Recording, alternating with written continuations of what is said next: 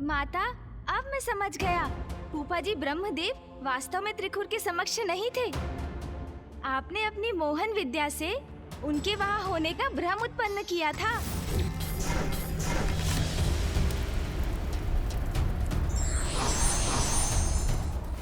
किंतु माता, आप त्रिखुर का मस्तिष्क किसी के स्वर अथवा किसी अप्सरा के माध्यम से भी तो नियंत्रित कर सकती थी। फिर आपने ब्रह्मदेव का ही भ्रम क्यों उत्पन्न किया? त्रिखुर पूर्व में मेरा भक्त था, उसने मेरी तपस्या की थी। इसके लिए आवश्यक था कि त्रिखुर मेरे उस स्वरूप को देखे जिसके प्रति कभी उसके मन में सम्मान था, जिस पर उसे विश्वास था। देवी बगलामुखी त्रिखुर के मस्तिष्क को नियंत्रित नहीं कर रही थी।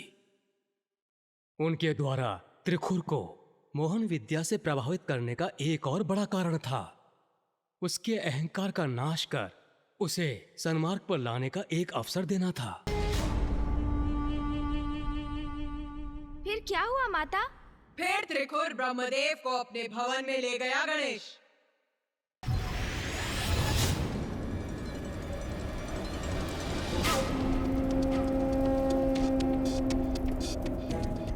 ये ज्ञात नहीं, बार बार इर्द गिर्द किधर देख रहे हैं स्वामी। मुझे तो बस इतना ही स्मरण है कि वो नन्ही परी स्वामी के निकट आई और अदृश्य हो गई। मेरे विचार से ये उसी माया देवी का किया धरा है जो आकाश में प्रकट हुई थी। परंतु अब तो वो चली भी गई और ये संपूर्ण घटनाक्रम, उसका ये परिणाम मेरी समझ से तो परे है।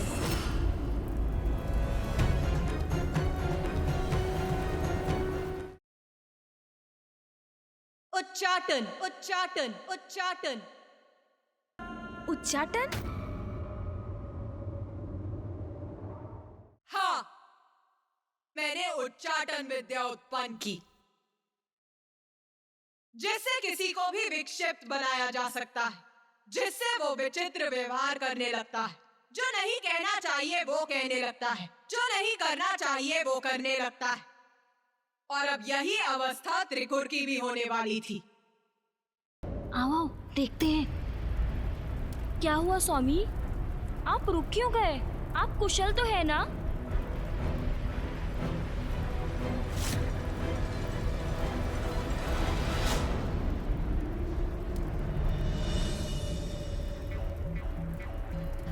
आपको अपने साथ अपने राजमहल में पाकर मैं कृतार्थ हुआ। सर्वथा कुशल है स्वामी। प्रतीत होता है मेरा ही सम्मान करने के लिए यहाँ रुके थे। ये मूढ़ बुद्धि गुरुपा क्या समझेगी? स्वामी मुझे मेरी बुद्धि, मेरे उनके प्रति निष्ठा के लिए सम्मानित करने हेतु मुझे संबोधित कर रहे हैं। आइए, मैं स्वयं आपको राजमहल के भीतर ले चलता हूँ। अवश्य असुर सम्राट, अवश्य। मेरा इतना सम्मान, किंतु ये तो होना ही था। इसी पल की प्रतीक्षा तो मैं कब से कर रही थी।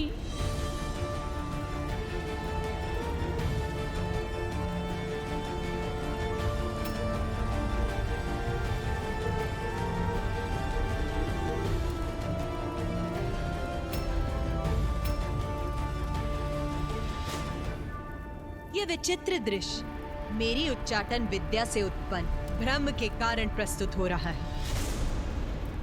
आइए। ये इस प्रकार नतमस्तक होकर दुष्टों को भीतर क्यों ले जा रहे हैं असुर सम्राट? ये जो भी हो रहा है सर्वथा अनुचित है। मैं अभी जाकर असुर महारानी देवी तृप्ता को सूचित करता हूँ।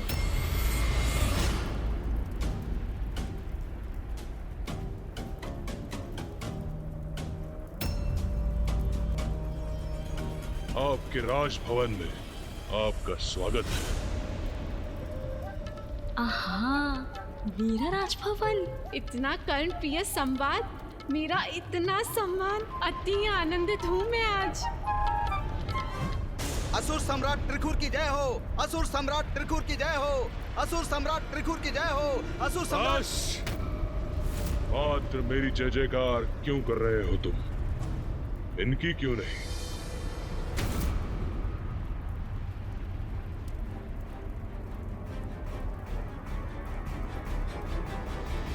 अवश्य सम्राट, इनकी भी जय, इनकी भी जय हो, इनकी भी जय हो, इनकी भी जय हो, इनकी भी जय हो, इनकी भी जय हो। मेरी जय जयकार हो रही है यहाँ। असुर सम्राट की प्रथम सेविका हूँ मैं, तो मेरी जयकार तो होनी ही चाहिए। इनकी भी जय हो, इनकी भी जय हो। हाँ, अब उचित है। आइए, आप अपनी राजसभा में प्रवेश कर अपना स्थान ग्रहण करें।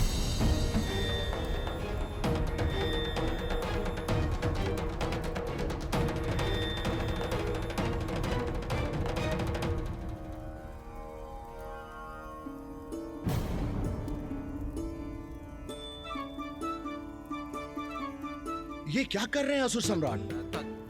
इन चाटुकार मूर्खाओं का इतना आदर क्यों कर रहे हैं असुर सम्राट? आइए, अब अपना आसन स्वीकार करने की कृपा कीजिए। असुर सम्राट इन्हें सर्वोच्च आसन प्रदान कर रहे हैं। तो क्या अब ये मूर्खाएं हमसे भी उच्च आसन पर स्थित होंगी? ये मूर्खा यहाँ तक क्यों आ गई? स्वामी तो मुझे ही संबोधित कर रहे थे। स्वामी मेरा सम्मान कर रहे हैं, तो ये कुरूपा क्यों मुस्कुरा रही है? व्रथामती, हटो यहाँ से। वो आसन मेरा है। स्वामी मुझसे बात कर रहे थे। कदापि नहीं, इस आसन पर सिर्फ मेरा अधिकार है। नहीं नहीं, तुम हटो मेरे बस। मार्ग से। बहुत हुआ। ये क्या कर रही हो तुम दोनों? स्वामी, इस मूर्ख को ये भवन त्याग करने का आदेश दीजिए। आपकी नवीन मंत्री होने के नाते मैं इसे यहाँ से निष्कासित करती हूँ। तो स्वामी, आप भी इसे बता ही दीजिए कि इस आसन की नवीन मंत्री मैं हूँ, और मैं चाहती हूँ कि इस कुरूपा का शीश इसके धड़ से विलग कर दिया जाए। व्रथामती, बस। किसने कहा तुम दोनों को कि इस आसन पर तुम दोनों में से कोई प्रतिष्ठित होगा? स्वामी ये क्या कह रहे हैं? ये आसन ना मेरा है और ना इसका। तो फिर कौन स्थित होगा इस पर? इस आसन पर प्रभु स्थित होंगे।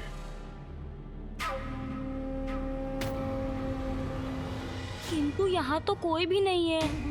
पर इस रिक्त स्थान की ओर क्यों संकेत कर रहे हैं स्वामी? क्षमा कीजिए प्रभु, ये दोनों आरंभ से ही भिन्न भिन्न उत्पात उत्पन्न करती रही हैं।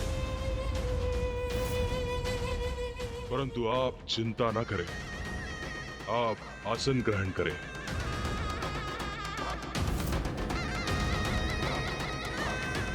मूर्खों, हट जाओ इनके मार्ग से। किसके मार्ग से हटना है? असुर सम्राट हमें कहाँ हटने का आदेश दे रहे हैं? दूर हो जाओ इनके मार्ग से।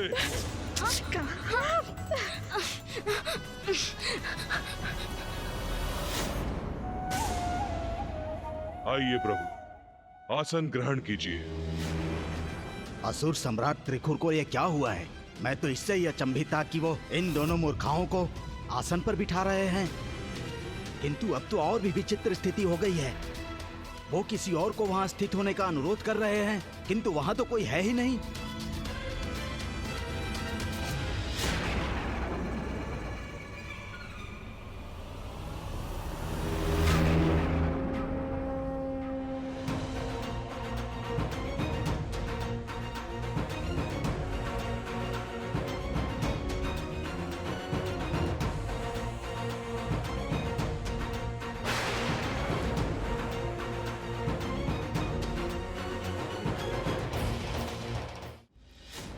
मंत्रियों और सभासदों, दो बातें। एक, तुम सबको ज्ञात तो होगा ही कि मैंने नारायण और महादेव को परास्त कर दिया है, और इंद्र एवं सभी देवता मेरे बवंडर की भेंट चढ़ चुके हैं। और दो, मैं इस ब्रह्मांड का निर्विवादित एक छत्राधिपति बन गया हूं। ये सब क्या अनर्गल प्रलाप कर रहे हैं महाराज? ये अकस्मात क्या हो गया महाराज को?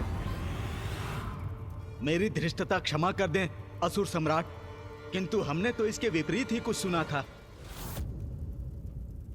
पुत्र त्रिकोर, मुझे खेद है, जिसकी मुझे शंका थी वही सत्य हुआ। क्या हुआ प्रभु? क्या शंका थी आपकी? ऐसा क्या सत्य है जो आपको दुखी कर रहा है?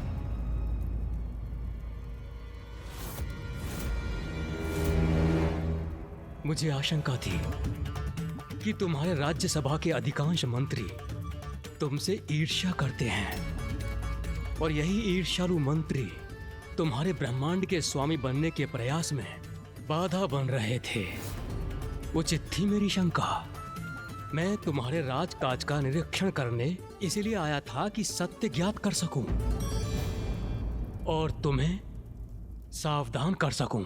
किंतु प्रभु, ये शंका क्यों जागृत हुई आपके मन में, और ऐसा क्यों प्रतीत हुआ कि ये सत्य भी है? सत्य तो तुम्हारे समक्ष है पुत्र। तुम ब्रह्मांड विजेता बनकर आए हो और तुम्हारे मंत्री तुम्हारी इस महान उपलब्धि पर प्रश्न चिन्ह लगा रहे हैं, तुम्हारे कथन पर संदेह करने का दुस्साहस कर रहे हैं। हाँ, ये उचित है प्रभु। ऐसा तो कदापि नहीं होना चाहिए। धन्यवाद प्रभु। मुझे ज्ञात है आप मुझे उचित मार्गदर्शन देंगे। स्वामी, अब मैं और शांत नहीं रह सकती। आप किससे बातें कर रहे हैं? देखा पुत्र त्रिकुर तुमने, ये रहा प्रमाण इनकी ईर्ष्या का। तुमने अपनी राज्यसभा में मुझे इतना महत्वपूर्ण स्थान दिया और ये लोग मुझे अनदेखा कर मेरी उपेक्षा कर रहे हैं, वो भी तुम्हारे समक्ष, जैसे कि तुम कोई विक्षिप्त असुर हो।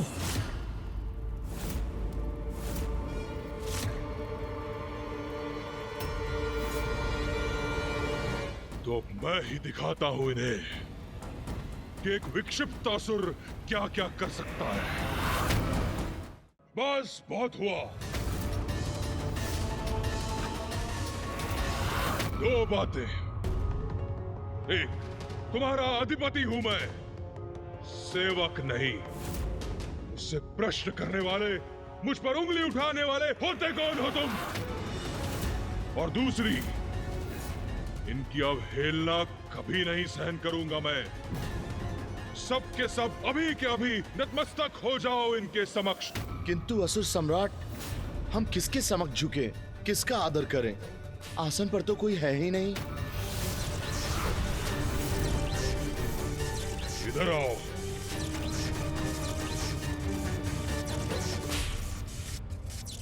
मेरे आदेश की अवहेलना कर रहे हो तुम। लो, इसका दंड सहो अब।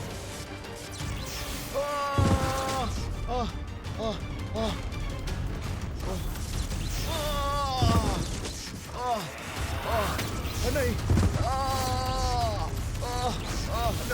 नहीं। बुद्धिमानी तो इसी में है कि स्वामी जो भी कह रहे हैं उसे शांति पूर्वक स्वीकार कर लो, अन्यथा ताड़ना झेलनी होगी। नवीन मंत्री की जय हो, नवीन मंत्री की जय हो, नवीन मंत्री की जय हो, नवीन मंत्री की जय हो, नवीन मंत्री की जय हो, नवीन मंत्री की जय हो, नवीन मंत्री की जय हो, नवीन मंत्री की जय हो, नवीन मंत्री की जय हो। कदाचित तुम दोनों इतनी मूर्ख नहीं जितना मैंने तुमको समझा था। जब से हम यहाँ आए हैं, तुम सभी दुष्ट मेरे प्रभु की अवहेलना कर रहे हो, क्योंकि मेरे प्रति ईर्ष्या से भरे हुए हो तुम सभी। और अब ताड़ना के भय से अचानक इन दोनों को वो दिखाई देने लगे। अब और कौन शेष है जिसे प्रभु दिखाई नहीं दे रहे हैं? बोलो। हाँ हाँ, मुझे भी दिख रहे हैं। दिखाई दे रहे हैं। हाँ हाँ हाँ हाँ, मुझे भी दिख रहे दिखाई दे रहे हैं। हाँ असुर महाराज, मैं तो शुरू से ही देख रहा हूँ इन्हें। वो तो हमारे साथ ही हैं। नवीन मंत्री नवीन मंत्री की जय हो, नवीन मंत्री की जय हो, नवीन मंत्री की जय हो, नवीन मंत्री की जय हो, नवीन मंत्री की जय हो। भय के बिना आदर प्राप्त नहीं होता।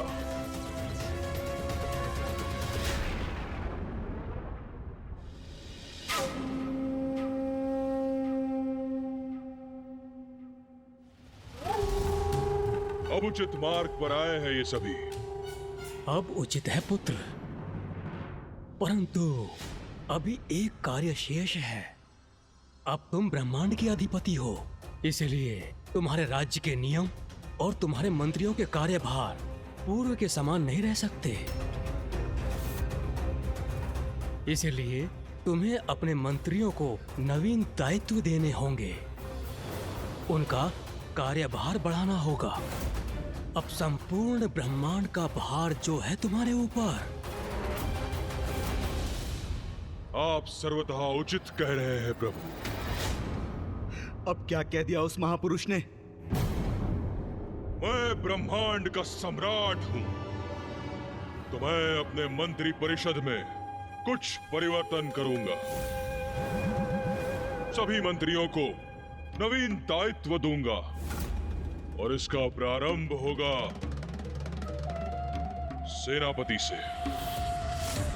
युद्ध भूमि हो अथवा राजसभा, संकट का सामना सर्वप्रथम मुझे ही क्यों करना होता है?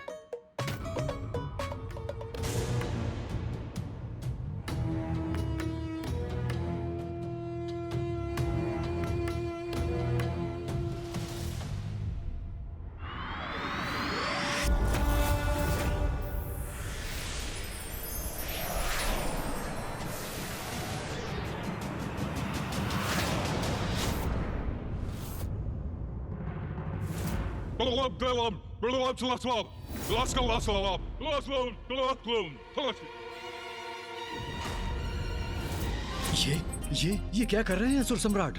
समझ गए ना सेनापति? समझ गया। असुर सम्राट ने जो कहा उसमें समझने योग्य कुछ कहाँ था, किंतु यदि मैंने ऐसा कहा तो कदाचित मैं उनके हाथों प्रताड़ना का भागी बनूंगा। अवश्य असुर सम्राट, मैं सब समझ गया। मुझे अपने नवीन दायित्व स्वीकार है असुर सम्राट। सेनापति समझ गए, किंतु मुझे तो कुछ समझ नहीं आया। कदाचित ये मेरी बुद्धि की कमी तो नहीं? जी।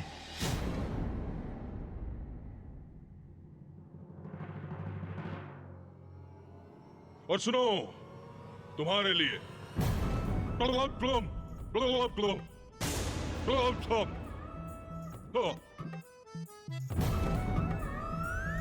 समझ गए ना तुम सब? जी जी असुर सम्राट, सब समझ गए। असुर सम्राट, सब समझ गए। जी असुर सम्राट। और तुम दोनों के लिए एक अत्यंत विशेष कार्य है।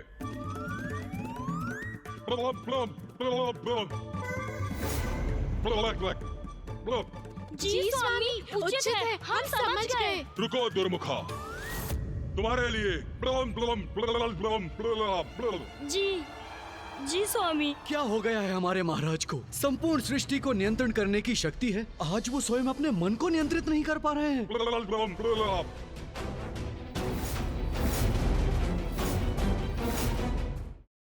वो दुष्ट अपनी विक्षिप्त बुद्धि से संपूर्ण सृष्टि को संकट में डाल रहा था और आपने उच्चाटन विद्या का प्रयोग कर उसे वास्तव में विक्षिप्त बना दिया। किंतु अभी तो उसे और सीख प्राप्त होनी थी ना माता। वरदान की शक्ति तभी व्यक्ति के उद्धार के लिए काम में आती है जब उसका प्रयोग सकारात्मक कार्य के लिए किया जाता है। For more updates, subscribe to our channel, click the show links and enjoy watching the videos.